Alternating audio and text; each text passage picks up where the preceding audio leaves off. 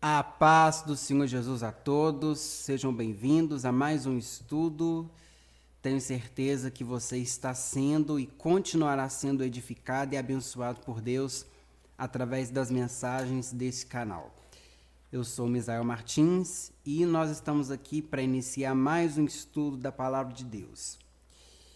Gostaria que você desde já abrisse sua Bíblia no livro de 2 Samuel, capítulo 6. Nós vamos ler apenas o versículo 9. E também gostaria de dizer que você abrisse também o seu coração para receber a mensagem de Deus neste momento. Aonde você estiver, a palavra de Deus tem o poder de alcançar e tocar o seu coração, independente se você está ouvindo agora no lançamento ou se você vai ouvir daqui a 1, 2, 3 anos.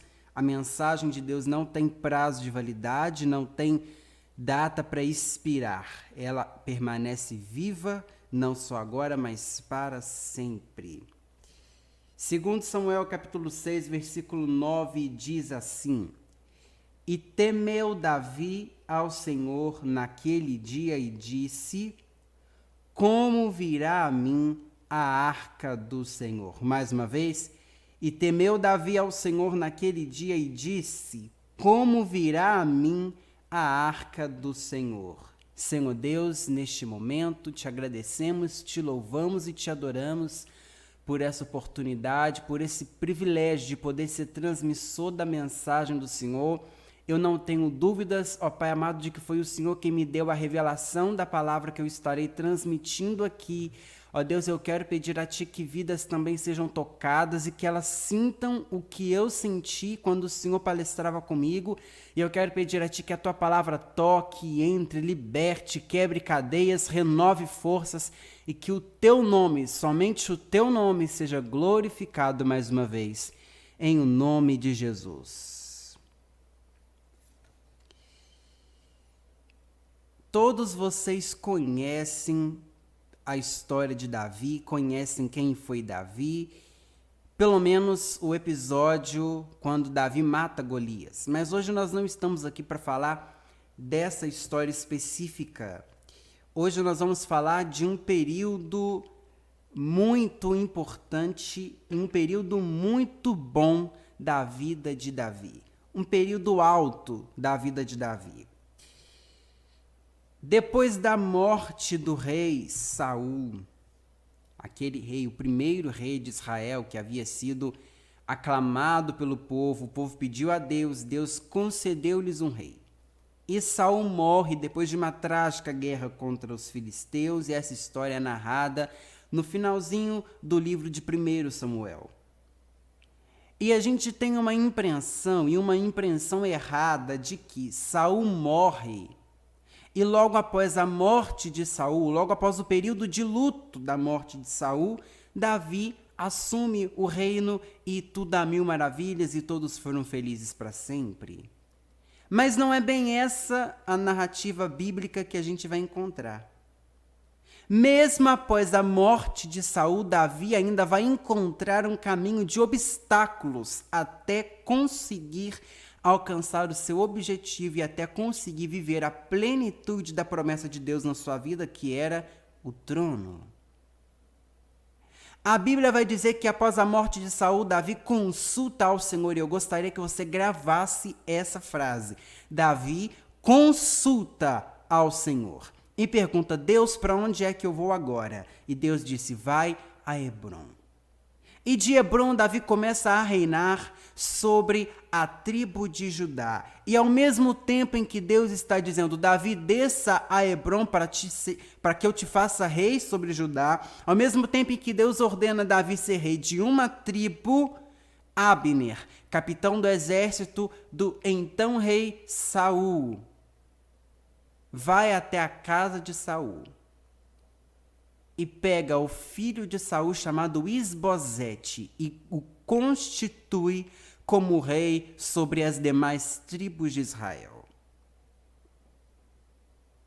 Davi tem uma promessa, e a promessa de que ele será rei sobre toda a casa de Israel. Mas o caminho para o cumprimento dessa promessa já não tinha sido fácil. Davi passou pelo menos 10 anos fugindo da perseguição de Saul e agora, mesmo depois que Saul morre, Davi ainda não consegue atingir o trono de uma só vez. São 2 anos de reino dividido em Israel. Isbosete reinando sobre 11 tribos e Davi reinando sobre apenas a tribo de Judá.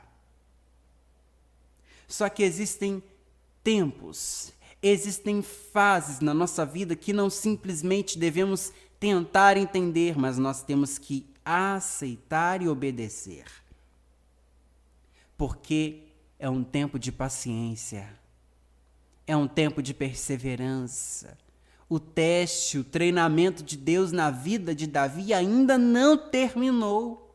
Não é porque Saul morreu que Davi já está pronto para assumir o trono. Deus ainda tem algo a fazer. Isbosete, filho de Saul, até então nunca havia sido citado na história bíblica, cai na história como alguém que rouba o lugar que não é dele, como alguém que está ocupando um trono que pode até ser por direito pela lei da dinastia, mas não pela lei, pela vontade de Deus. Davi está competindo com alguém pertencente à semente de Saul. O pai morre, mas o filho está no poder. E Isbosete é a miniatura do pai. Isbosete é a cara do pai. Ambicioso, invejoso, folgado, ganancioso e pior, não consegue aceitar quando Deus escolhe alguém para o substituir. Tem um momento que quando Deus diz, acabou o reino, tem que passar o bastão. Acabou o tempo, tem que entregar o trono, mas Isbosete não aceita passar o reino. Isbosete não aceita que o tempo do reinado de seu pai acabou e não é ele quem vai assumir o trono, porque mesmo que ele seja o filho e o herdeiro natural, nós servimos a um Deus de sobrenaturais. E a lei de Deus transcende a lei humana, não cabe questionamentos, cabe obediência, mas Isbosete é como o pai, não sabe obedecer. Tem o DNA da malignidade e da perversidade. É alguém que não aceita ver o nosso crescimento e que faz de tudo para nos trapacear, faz de tudo para nos trair. Pessoas que têm a capacidade de nos afastar dos melhores amigos, pessoas que têm capacidade de acabar com o nosso dia, com a nossa semana, pessoas que têm lábia o suficiente para manter atrás de si a maioria dos seguidores. Isbosete tinha 11 tribos e Davi tinha uma.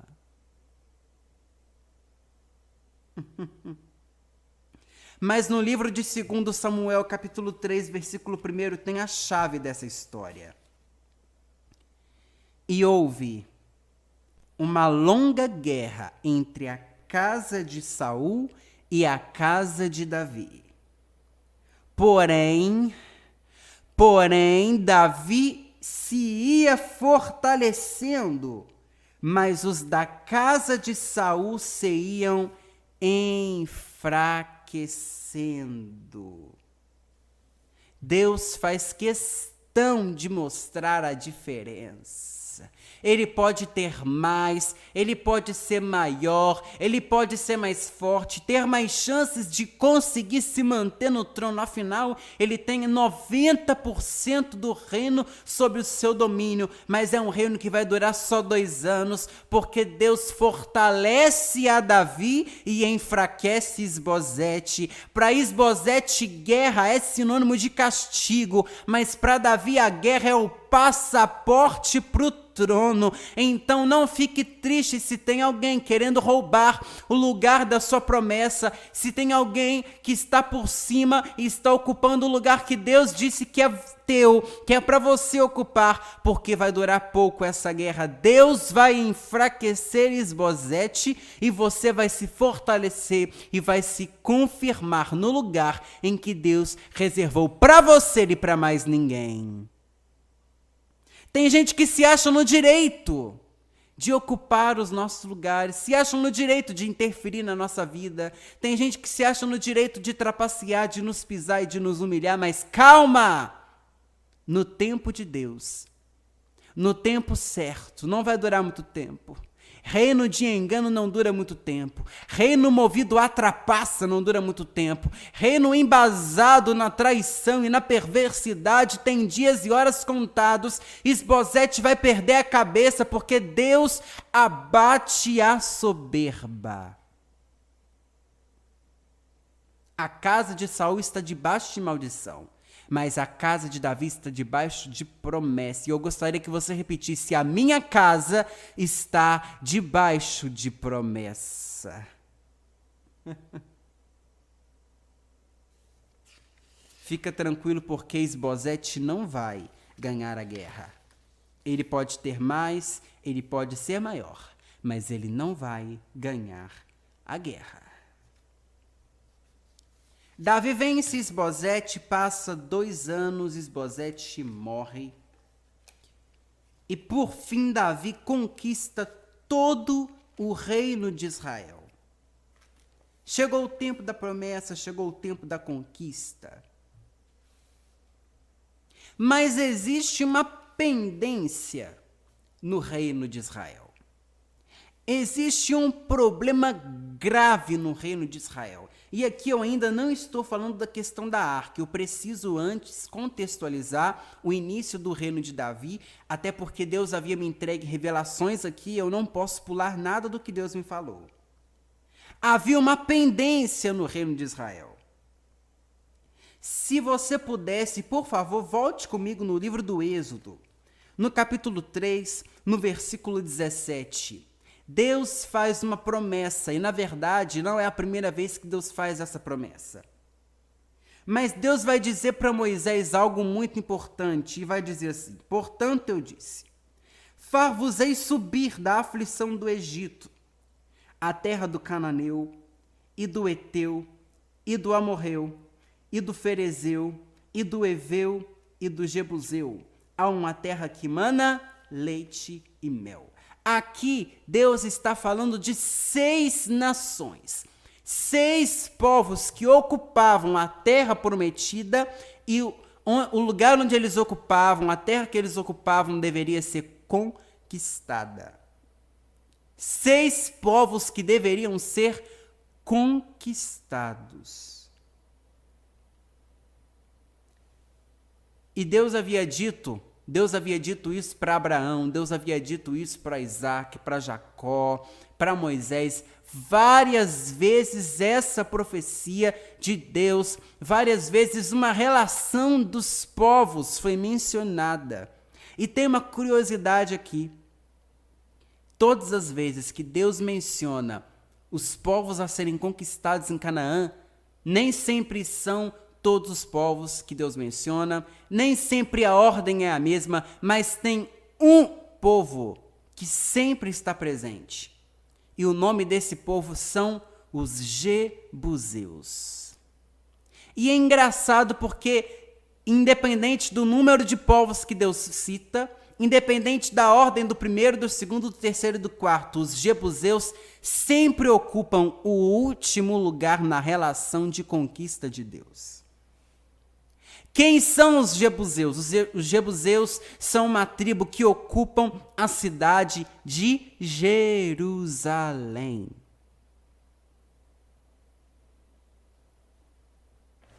Jerusalém. Deus faz a promessa e diz: vocês vão conquistar os Jebuseus. Josué toma toda a terra prometida e conquista os povos ao redor, mas não consegue conquistar os Jebuseus. Após a morte de Josué, a tribo de Judá, que havia recebido Jerusalém por herança, estava dentro dos seus termos, também lutou contra os jebuseus e não conseguiu invadir Jerusalém. O reinado de Saul passou 40 anos e também não conseguiu conquistar Jerusalém. Todas as vezes que Deus menciona os jebuseus por último, Deus está dizendo: esse povo aqui é o mais importante. De todas as conquistas de vocês, o principal são os jebuseus. E é justamente o povo que ninguém conseguiu conquistar até então. O reino já estava grande, o reino já estava próspero, mas havia um enclave, havia um reino no meio do reino de Israel que ainda era independente. Havia uma tribo que não era de Israel, não pertencia ao povo de Israel, ocupava a principal cidade de Israel e estavam muito bem armados e defendidos no meio de Israel. E ninguém havia ousado levantar uma arma, uma lança, uma flecha contra Jerusalém. E a primeira coisa que Davi vai fazer quando ocupa o trono é conquistar essa cidade. E aqui eu tenho uma palavra profética de Deus, eu gostaria que você se preparasse para receber. Existem pendências na nossa vida que precisam ser resolvidas. E eu não estou falando de qualquer pendência, de qualquer problema. A conquista de Jerusalém se tratava de uma prioridade para Davi. Existem coisas na nossa vida que são urgentes. Existem coisas na nossa vida que precisam ser resolvidas, precisam ser plenamente satisfeitas. Não fazia sentido nenhuma outra conquista para Israel se Jerusalém não fosse conquistada primeiro. Tá na hora de parar um pouco de guerrear com os filisteus. Tá na hora de parar de brigar um pouco com o externo e resolver o problema interno. Tá na hora de conquistar a Jerusalém que está dentro de você. Eu digo de novo, está na hora de conquistar a Jerusalém que está dentro de você. Misael, que heresia é essa? Calma que eu explico. Eu disse que Jerusalém é prioridade.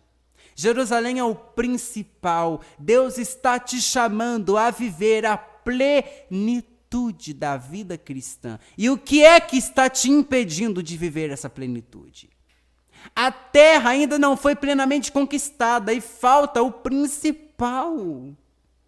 Você tem de tudo, mas Jerusalém ainda está por conquistar.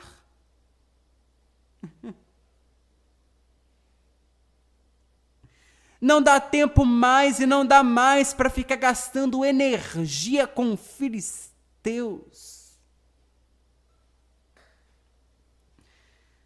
Qual é a Jerusalém a ser conquistada na sua vida? O que é que está impedindo você de viver uma vida santa e irrepreensível diante de Deus? O que é que está impedindo a sua aurora de brilhar perfeita e plenamente? O que é que está impedindo o seu espírito, alma e corpo de viverem santos e irrepreensíveis até a vinda de Jesus Cristo?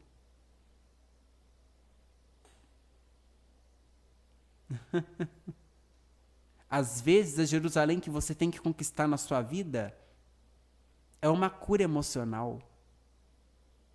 Às vezes, a Jerusalém que você tem que conquistar na sua vida é a união da sua família. Às vezes, a Jerusalém que você tem que conquistar na sua vida é a saúde que você perdeu. Às vezes, a Jerusalém que você tem que conquistar na sua vida é terminar os estudos que você não conseguiu terminar. São áreas da nossa vida que ainda não foram conquistadas. São áreas da nossa vida que ainda estão por resolver. Às vezes, a Jerusalém da sua vida é um ministério que está caído. Às vezes Jerusalém na sua vida é a unção que foi perdida. Tem uma fronteira dentro de você que até hoje você não conseguiu conquistar, mas chega de esperar. É tempo de cercar a fortaleza e conquistar Jerusalém dentro de você. O que te impede de viver uma vida plena, uma vida completa na presença de Deus?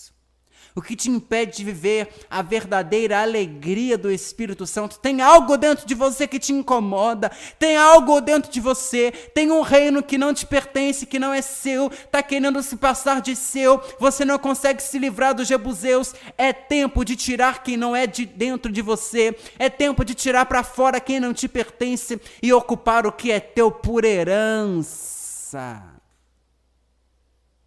A conquista de Jerusalém é inadiável. Josué não fez, Judá não fez, Saul não fez, mas Davi vai fazer, porque a conquista de Jerusalém é prioridade.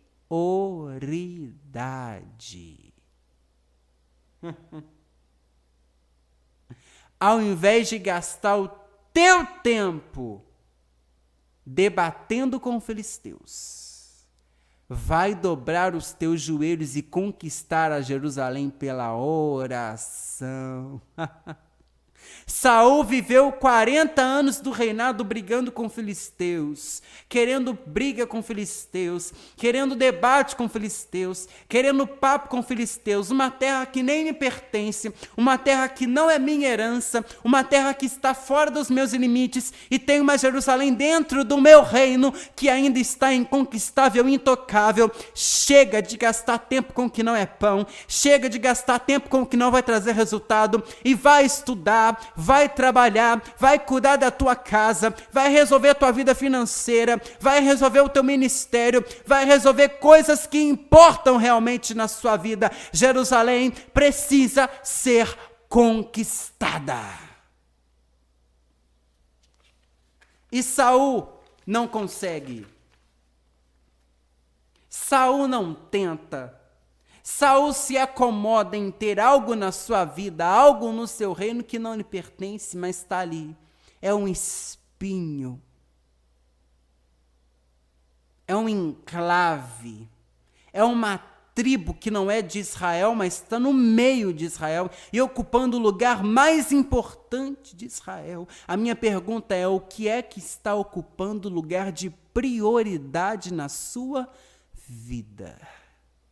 O que é que está roubando as energias da sua vida? O que é que está fazendo você gastar tanto tempo com o que é joio e não está se preocupando com o trigo? É tempo de lançar fora os jebuseus e de conquistar a Jerusalém que está dentro de você. Se tem alguém do seu lado, cutuca essa pessoa e diga: é tempo de conquistar a Jerusalém que está dentro de você.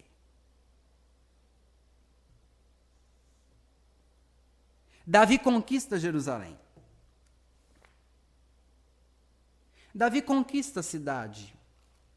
Era uma fortaleza quase que invencível, mas Davi conquista Jerusalém. E Davi decide que aquela cidade seria a capital do seu reino. Só que ainda antes de entrar na história propriamente da arca, tem algo ainda muito importante, muito relevante. Na verdade, nada do que está na Bíblia é irrelevante. Nada do que está na Bíblia não tem uma lição importante. E no capítulo 5, dos versos 13 ao 25, aqui a gente tem uma pequena genealogia. E a gente costuma desprezar genealogias. Mas genealogia na Bíblia não serve para você decorar todos os nomes. Genealogia não serve para você simplesmente decorar quem gerou quem, quantos anos viveu, onde gerou, quem é o nome do pai, da mãe. Não, não, não.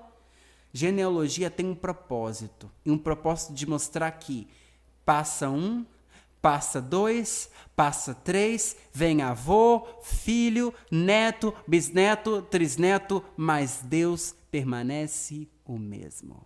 Genealogia na Bíblia é para mostrar que uma geração vai, outra vem. Mas a palavra, a promessa de Deus permanece a mesma. E aqui vai falar sobre os filhos de Davi que nasceram em Jerusalém. E se você voltar um pouquinho antes, você vai ver também sobre a relação, no capítulo 3, versículos 2 a 6, dos filhos de Davi que nasceram em Hebrom. Às vezes parece uma informação irrelevante. Davi teve 6 filhos em Hebrom e 13 filhos em Jerusalém. Tudo bem, Misael, mas o que é que eu aplico disso na minha vida?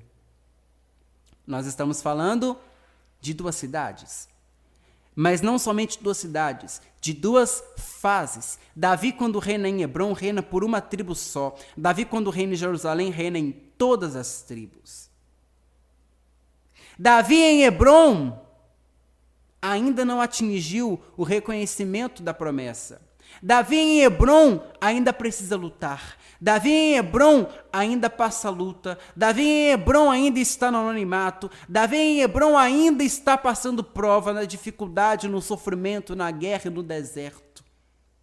Davi em Hebrom gera. Mas Davi conquista Jerusalém. Davi vence a casa de Saul, vence a semente de Saul, reina em Jerusalém. Agora Davi tem o reconhecimento de toda a nação. Agora Davi está bonitinho sentado no trono, mas Davi, mesmo em Jerusalém, gera.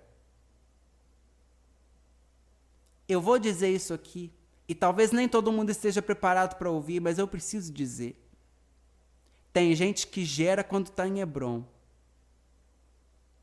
Mas quando vai para Jerusalém, se esteriliza, não gera mais.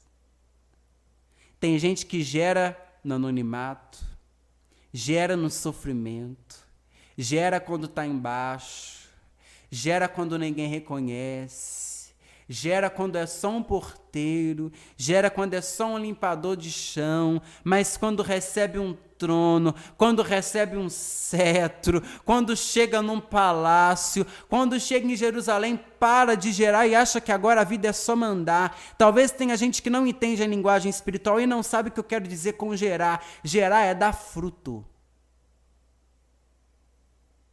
Tem gente que ora, tem gente que canta, que profetiza, que prega, que ganha alma quando está em Hebrom, mas quando vai para Jerusalém, para de gerar.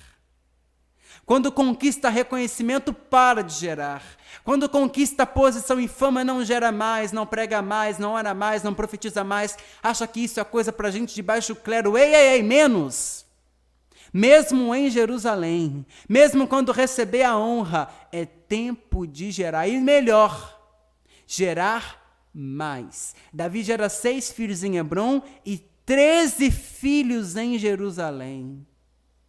Não deixe de gerar só porque você ocupou a posição de destaque. Não deixe de frutificar só porque você agora tem reconhecimento. Não, continue gerando e gera Davi ainda, e gera Davi mais, e gera Davi e continua gerando, continua concebendo, continua dando frutos para a glória e honra do nome do Senhor. Cresça, mas não deixe de gerar. Agora nós vamos dar um pulo aqui em 2 Crônicas, no capítulo 13. São histórias paralelas à de 1 Samuel, aliás, de 2 Samuel. Mas aqui em 2 Crônicas, capítulo 13, a gente tem uma narrativa mais profunda a partir do tema onde a gente vai entrar agora, que é propriamente Davi traz a Arca de Deus para Jerusalém. Livro de 1 Crônicas, capítulo 13, versículo 1.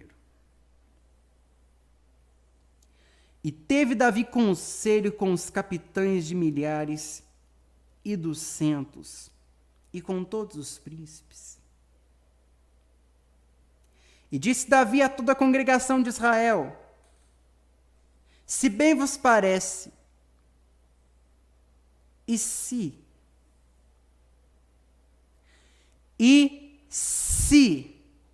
vem isso do Senhor nosso Deus, enviemos depressa mensageiros a todos os outros irmãos em todas as terras de Israel, e aos sacerdotes, e aos levitas com eles nas cidades e nos seus arrebaldes, para que se ajuntem conosco, e tornemos a trazer para nós a arca do nosso Deus, porque não a buscamos nos dias de Saul. Aqui a gente já tem muita coisa para explorar. E teve Davi conselho com os capitães de milhares e dos centos e com todos os príncipes. Tem sacerdote aqui?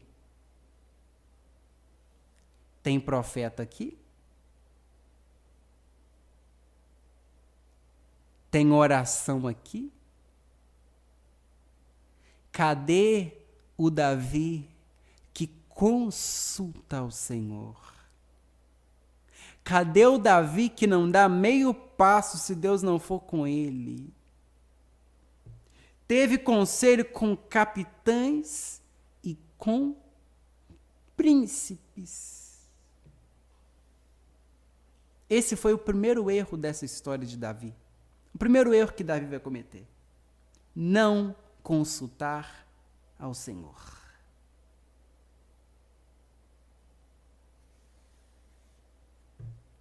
E segundo, excluir sacerdotes e profetas do processo de preparação para se trazer a arca.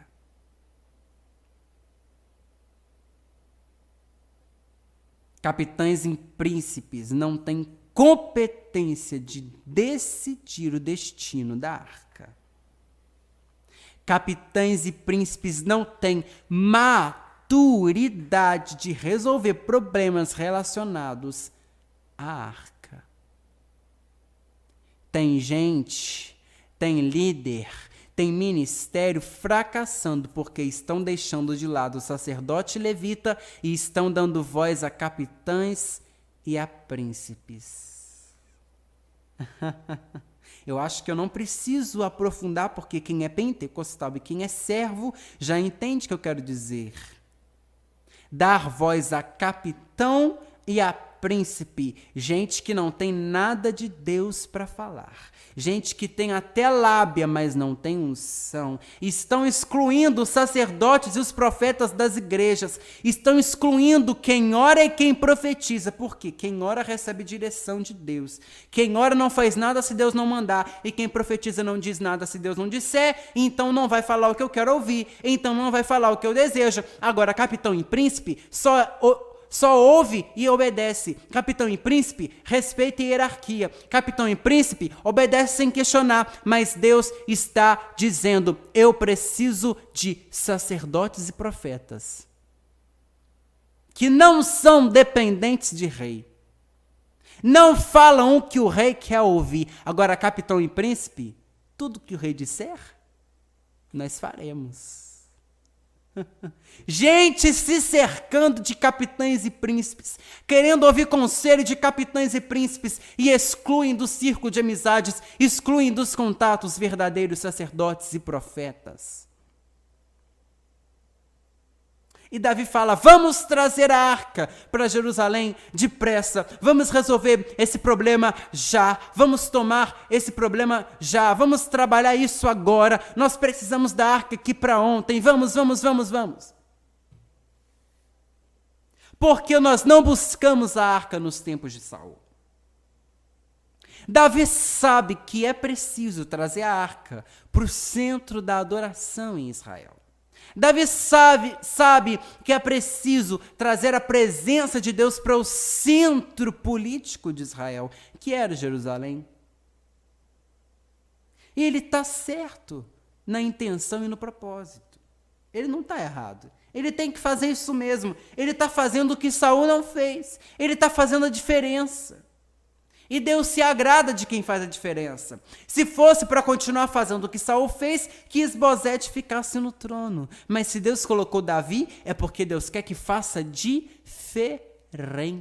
Deus não mudou a dinastia para continuar a sequência do que Saul fez. Deus mudou a dinastia porque Ele quer que faça diferente. Deus colocou sangue novo lá porque Deus quer que faça diferente. Deus te colocou de diferente lá porque Deus quer que muda, que transforma, que quebre o ciclo vicioso de idolatria e de perversidade. É tempo de trazer a arca para o centro, de trazer a arca para o meio, para o lugar de prioridade, de primazia que ela deve ocupar nas nossas vidas, nas nossas igrejas. Mas mesmo assim, mesmo Davi tendo o propósito de trazer a arca, ele deveria consultar ao Senhor. Gente, é um problema. Só porque é para Deus, a gente acha que Deus quer. Vai ter consagração amanhã. Ah, se Deus permitir. Não, Deus quer. Você prega amanhã? Eu vou pedir. Não, Deus quer. Gente, não é porque é para Deus que Deus quer. É um balde de água fria, mas eu vou dizer de novo. Não é porque é para Deus que Deus quer. Davi quer construir um templo. Deus diz não. Não quero que você construa o templo. Não, vai ser você. Gente, mas o templo era para Deus. Mas Deus diz não. Davi queria trazer a arca. É para Deus? Sim. Mas Davi não consulta Deus para saber como. Ele tem que trazer? Tem que trazer. Ele sabe que é o objetivo, que é o propósito, que é o compromisso, que é a obrigação dele? Sim. É a vontade de Deus que ele traga? Sim. Mas ele precisa pedir a Deus orientação e se acercar de pessoas que tenham a direção de Deus e que tenham a palavra de Deus na sua boca. Príncipe e capitão não ouvem a voz de Deus. Príncipe e capitão só executa ordem. E Deus não quer pessoas marionetes. Deus não quer bonecos de presépio. Deus quer gente que ouve a voz de Deus e que ainda que tem que confrontar o rei. Confronta. Mas a palavra de Deus não fica presa. A palavra de Deus não fica refém à minha vontade, ao meu desejo, ao que eu quero fazer, ao que eu quero fazer para aparecer, ao que eu quero fazer para me mostrar, ao que eu quero fazer para me apresentar como tal. Não. Nem sempre o que é para Deus é vontade de Deus que se faça. Davi deveria ter consultado. Até para questões espirituais, nós precisamos ser dependentes de Deus. Davi reúne o povo em Balaá de Judá. Todo o povo é reunido. Davi ordena os capitães e os príncipes que reúnam toda a nação de Israel para uma grande festa. A festa de comemoração, porque a arca virá para Jerusalém. E tem motivo de sobra para comemorar. Nós não buscamos a arca desde os tempos de Saul e agora nós estamos nos preparando para trazer a arca para Jerusalém. E todo mundo conhece essa história, eu não vou ficar aqui fazendo cerimônia, não. Davi comete 2 erros. 1, arca depositada no carro novo. E 2, Uzá e Aiô estão conduzindo a arca. Davi vai a Balaá de Judá, a arca está na casa de um homem da tribo de Judá, chamado Abinadab, e Abinadab tem 2 filhos, e o nome dos 2 filhos são Uzá e Aiô. Davi reúne o povo, chega até, Kiriat Jearim, onde está a arca.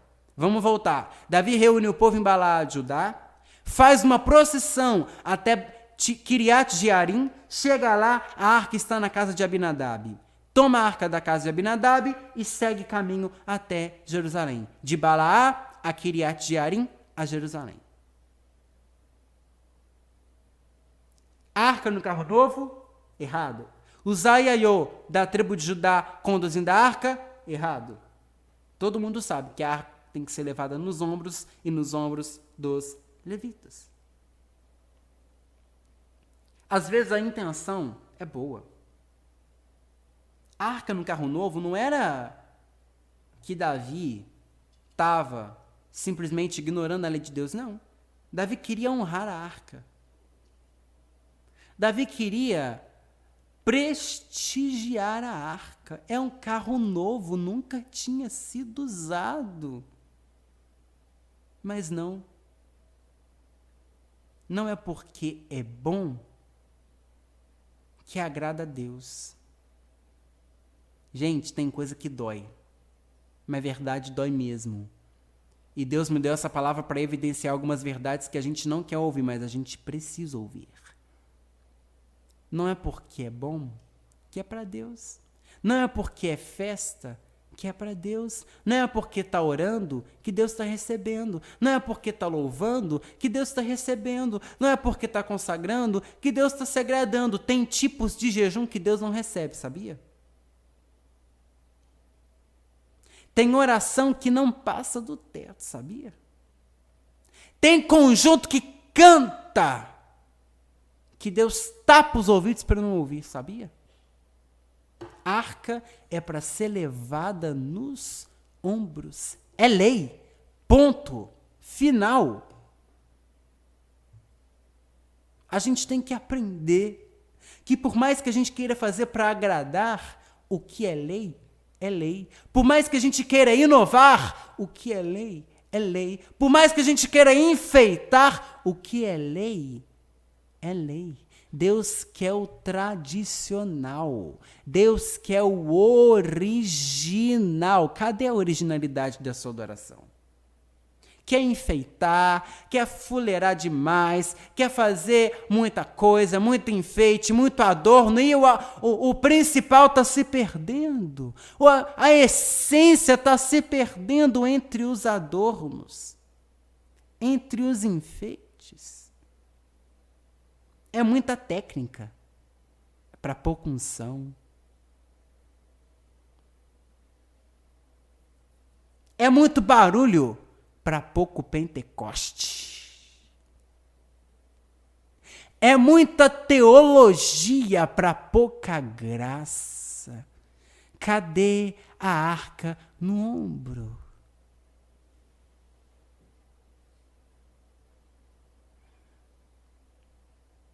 Quando levitas, sacerdotes e profetas não ocupam a posição que deveriam, a queda é questão de tempo. O que começa errado nunca pode terminar certo. E aqui as coisas ficam sérias. Entra comigo na história, por favor. Me empreste a sua imaginação, se concentre e entre na história. Todo o povo, milhares de pessoas se reúnem em Kiriat Jearim para poder fazer subir a arca de Deus em Jerusalém. Davi com todo o povo, não sou eu que estou dizendo, que estou inventando, porque eu não invento nada, é a Bíblia quem diz. Davi com todo o povo cantando, pulando, dançando, gritando, alegrando, eufóricos e entusiasmados. A arca no carro de boi, Uzá e Aiô, um na frente e um atrás, guiando o carro, e o povo dançando, pulando, rodando, sapateando e cantando, corinho de fogo para cá, pandeiro para lá, e tinha instrumento, e tinha grito, e tinha festa, e tinha de tudo. Pensa naquela festa barulhenta. Pensa naquele culto que a igreja é balançada. Pensa naquele momento que o fundo começa, o fundo vira, o fundo aumenta e todo mundo vibra.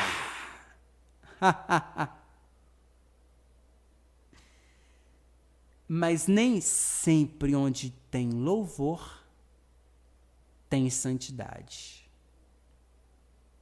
Nem sempre onde tem barulho, tem comprometimento.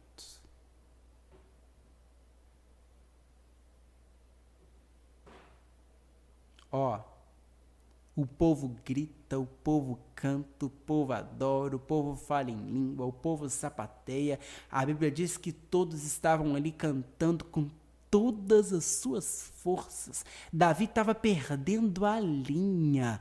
Davi estava eufórico demais. O povo estava quase que embriagado de tanta euforia.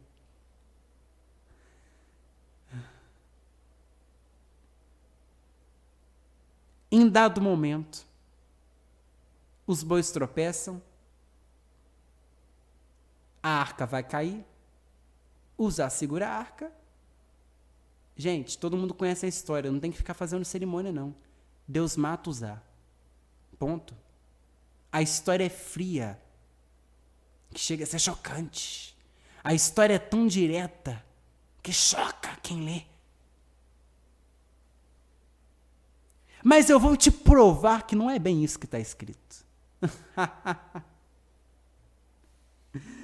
Oh, meu Deus. Não.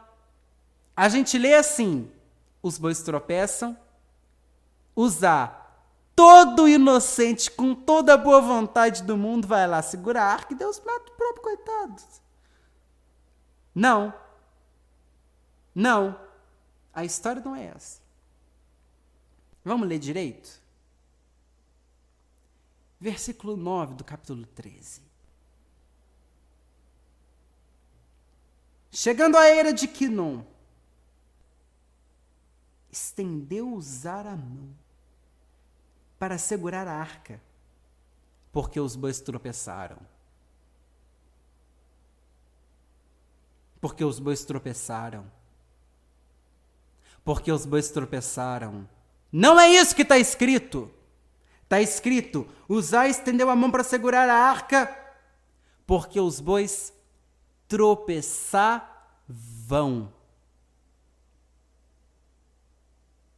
Tropeçavam. Esse verbo, nessa conjugação, indica que os bois não tropeçam uma única vez.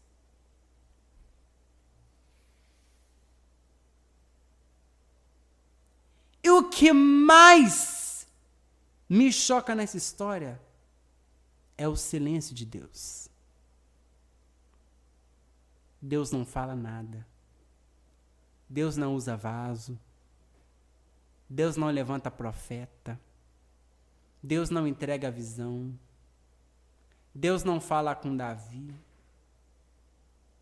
Porque enquanto o povo grita, Deus se cala. Voz do povo não é voz de Deus. Grito do povo não é resposta de Deus. Barulho do povo não é aprovação de Deus. Tropeça uma vez. Tropeça duas. Tropeça três. Mas o povo, eufórico, entusiasmado, alegre demais. Alegria demais faz mal, tá? Alegre demais. Não percebeu os sinais que Deus estava dando. Deus não é injusto. Deus não é injusto. A arca já não era mais o centro das atenções. A gritaria tanta, a histeria tanta, que os bois tropeçam uma, duas, três, 4 vezes e ninguém vê. Ninguém percebe até o momento em que a arca está indo para a beirada. A arca está indo para a beirada. A arca está chegando. Está chegando. Quando daqui a pouco a arca vai cair. Já era tarde. Uzá segura a arca. consegue impedir que a arca caia, mas Deus mata Uzá. Primeiro, que ele é louco de ter tocado na arca. Segundo, que Deus deu sinais. Os bois não tropeçaram uma vez, o texto é claro. Os bois tropeçar vão. Eu tenho uma pergunta séria para você. Você não está vendo os bois tropeçar, não? Você não está percebendo que os bois estão tropeçando, não? Desconfie de gente que vive de fogo, de barulho de manto. Desconfie de gente que só sabe gritar. Gente que só sabe sapatear. Gente que não tem palavra. Isso é sinal de que a arca está caindo. Está mais bambo que tu pensas. Está mais pendida que tu pensa. Naquela sai. A arca está caindo, Deus está dando sinais.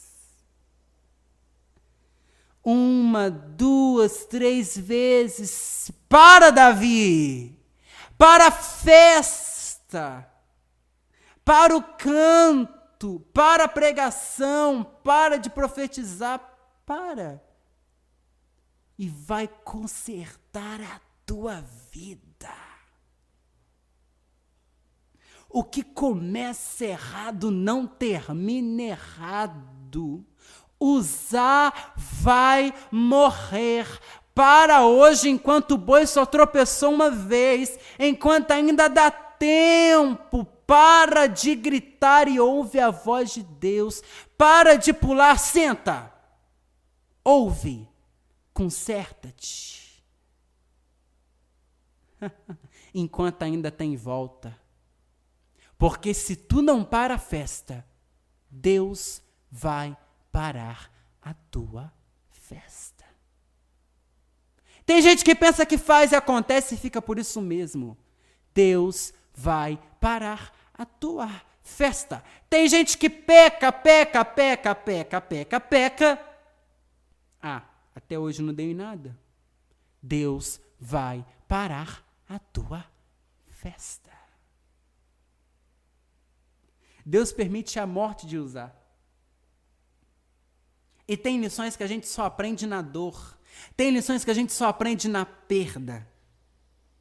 Mas não é hora de murmurar, de querer perguntar a Deus por quê. Davi se entristeceu, mas não adianta reclamar. Davi sabe que está errado.